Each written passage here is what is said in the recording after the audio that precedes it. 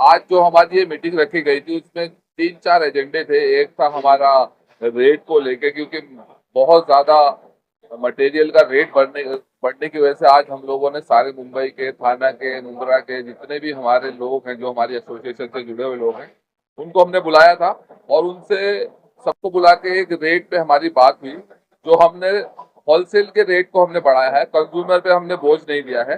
Consumer का जो rate है वो ही रहेगा, लेकिन हमने होलसेल का, क्योंकि हमारी भी बेकरी वालों को बहुत मार पड़ रही थी बहुत ज्यादा रॉ मटेरियल बढ़ने की वजह से, तो हमने बहुत ज्यादा रेट नहीं बढ़ाया और कंज्यूमर की मार नहीं दी है। हमने अपने होलसेल को थोड़ा सा रेट बढ़ाया है, जो कि आपके सामने है। जी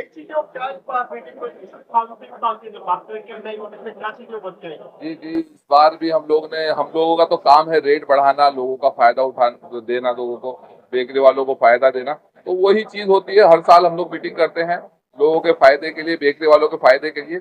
उसी चीज को लेके आज भी जो रॉ मटेरियल जिस तरह से महंगा होते जा रहा है, उसी चीज को लेके हम लोगों ने आज ये मीटिंग की थी। और दूसरा मुद्दा था जो हमारी बेकरी को कन्वर्ट करने के लिए, जो लकड़ा भट्टी है उसको कन्वर्ट करने के लिए हम ओवन में जा रहे हैं, क्योंकि हमारे पास गाइडलाइंस आ चुकी है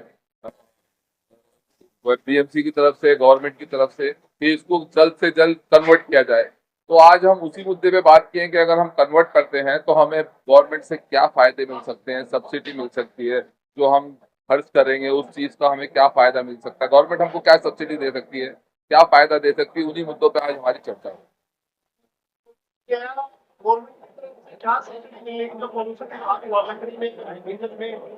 देखो, डीजल की भट्टी तो नहीं चलेगी। हमारी जो बात हुई है वो सीएनजी और इलेक्ट्रिक की बात हुई है। तो हम देखेंगे उसमें किस चीज से हमें ज्यादा फायदा हो रहा है और किस चीज में हमें ज्यादा फायदा होगा और किस चीज में हमें सब्सिडी मिल सकती है, इलेक्ट्रिक में मिल सकती है या फिर हमें पीएनजी में मिल सकती है। हम सब सपोर्ट करेंगे नासिर भाई का, और पूरा जो मुंबई का भाव बढ़ेगा वो एक साथ बढ़ेगा।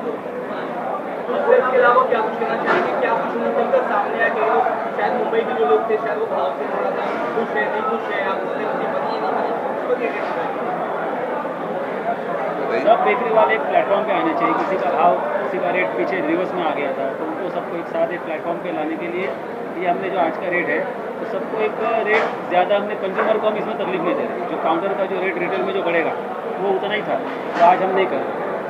तो उस हिसाब से जो इसका जो फेरी वाले का जो भाव था बेकरी का, वो हमने सिर्फ ₹1 बढ़ाया और बेकरी वालों को सारों को एक प्लेटफॉर्म पे लेके आए।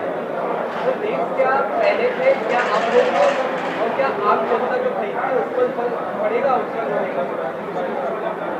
पहले के रेट से वो अभी आपको होलसेल रेट तो हम नहीं बता सकते, क्योंकि जो रिटेल रेट थे वो तो वैसे के वैसे ही है, तो उसमें कोई भी बदलाव नहीं है। तो जाहिर सी बात है, पब्लिक को कोई इसमें मुश्किलात नहीं है उसमें। ये हमारे साथ इंडिया बेकर्स वाले भी जुड़े हुए हैं जी। थोड़ा हटके सवाल है, शायद आपको बुरा भी लगे, बुरा भी अच्छा भी है। सोशल मीडिया का जमाना है, उल्टे से भी वीडियो दिखाए जाते हैं। बेकरी आधुनिकरण हो चुका है, मशीनों से होता है काम, आज भी वो पुराने तरीके से होता है।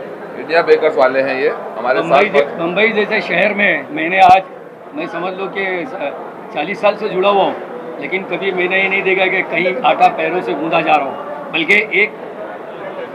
बल्कि एक आइटम जो है मुझे बराबर मालूम, क्योंकि मैं बेकरी का कोर्स किया हूँ। तो मेरे साथी जो है ताज बड़ी 7 स्टार 5 स्टार होटल में काम करते हैं, अगर कुछ बेकरी का ऐसा आइटम है जो हाथ दो होता है, जिसको हाथ से नहीं गूंद सकते, तो उसमें वहाँ मजबूरी वो लोग पैर से गूंदते हैं, लेकिन वो मीडिया कभी दिखाता नहीं।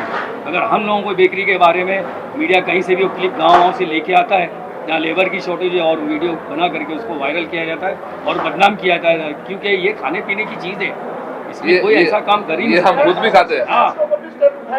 ये है ही नहीं गलत चीज, ये वायरल हो रही है, ये है ही शायद एक आध कुछ होगी, मैं तो नहीं देख पाता। नहीं, हमारे तक कोई वीडियो है तो हम उसकी वो करेंगे, हम उसको। ये तो क्या समाज है, बिजनेस है, हर तरह के अच्छे बुरे लोग होते हैं। कुछ लोग जो हमारे दुश्मन होते हैं वो इस तरह से खुद भी अपना बना करके प्रोजेक्ट करके इंडस्ट्री को बर्बाद। यहाँ पे खाने की चीज पे हम लोग इस चीज को खुद भी खाते हैं, तो ये कभी ऐसा हो ही नहीं सकता कि हमारी बेकरी को ऐसी चीज बने और वो हम भी खा रहे हो। तो ऐसी सब भी अफवाहें हैं, सब गलत है। बेकरी इंडस्ट्री में कभी दिखाया था ना, वो लोग ने बहुत बार दिखाया था बेकरी इंडस्ट्री में। बिल्कुल एक्शन लेंगे, हम लोग एक्शन लेंगे, हम लोग जाएंगे गवर्नमेंट के पास, पुलिस के पास, जो भी है। बैठ का पैर रख के पैकिंग कर रहा है, तो वो लोग पैकिंग कर रहा है। वीडियो कोई भी बदनाम करने की बदनाम होता है बेकरी वाला है। हम साइबर सेल तक जाएंगे, इस चीज की पूरी वो करेंगे, हम लोगों को जो भी हमारे पास सीखा होगा। एडवोकेट है साइबर सेल हाँ, साइबर सेल के एडवोकेट है, हमारे पास पैनल है एडवोकेट का। हम इस चीज के लिए, हमारी बेकरी को कोई बदनाम करेगा तो हम उसके जहाँ तक एक्शन लेना हो लेंगे हम। पूरी इंडस्ट्री खराब हो रही है, एक्शन तो लेंगे ही लेंगे।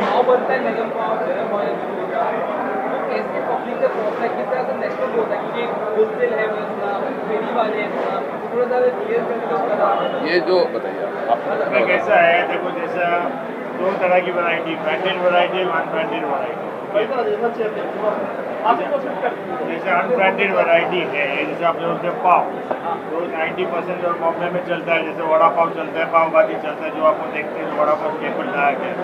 वो जनरली पहले बेकरी वाले पुराने ज़माने में खुद अपनी हाथ गाड़ी लेके जाते थे, खुद डिलीवरी करते थे। अभी कैसे वो नई जगह है, उन्होंने साइकिल वाला रख दिया, जिसको हम लोग फेरी वाले बोलते हैं, इंग्लिश में उनको सेल्समैन बोलते हैं।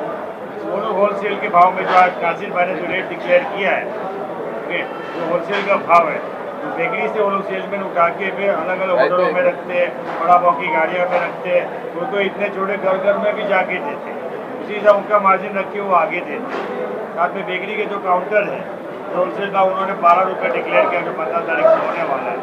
15 तारीख से उनके काउंटर में हमारे 15 रुपये भी, उसी हिसाब से सेल्समैन अपनी मार्जिन लगा के वो भी अपने दुकान वाले को देते हैं। कि उनकी भी देने में फ़ायदा क्या है, वो लोग बाई बैक पॉलिसी भी करते हैं। जैसे आपको पाव बच गया, वो लोग वापस ले लेते हैं। जो वड़े पाव वाले जब तो रात को 10 लादी बच गया, उसी हिसाब से उनको दे भी देते हैं। उसी हिसाब से उनका वो सेल्समैनशिप उनकी तरफ से हो।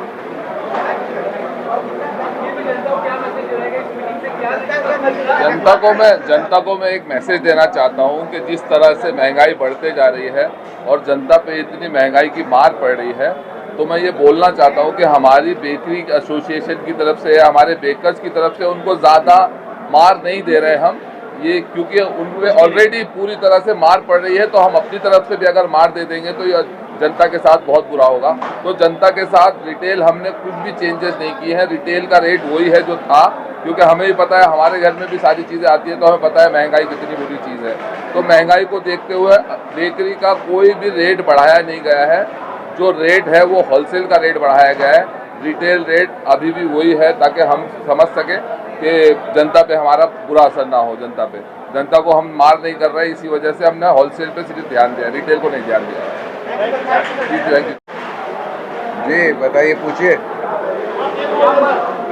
क्या निष्कर्ष निकला, क्या आपका मत है, क्या आपकी राय है आज की मीटिंग को लेकर?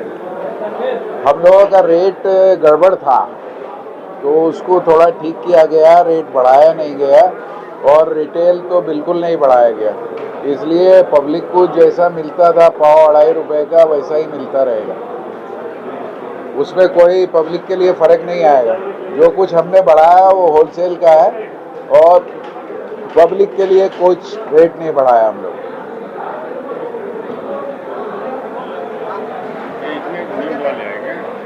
होलसेल का भाव जो दिया गया है, रिटेल का कोई भी भाव बढ़ाया नहीं गया है। इसलिए नहीं बढ़ाया गया है कि अमीर और गरीब का ये खाना है, इसलिए किसी भी बेकरी वालों को ये इजाज़त नहीं है कि अपने काउंटर पे 2.5 रुपया के अलावा वो 3 रुपया नहीं बेचे। 2.5 रुपया के ही पाव बेचना है और उससे ज़्यादा बेचना नहीं है, क्योंकि पब्लिक के ऊपर इसका बोझ नहीं पड़े। साफ़ सफाई से हर तरह से हम बेकरी वाले ध्यान देवें अपने बेकरी प्रोडक्ट को बनाने में, प्रोडक्ट को बेचने में।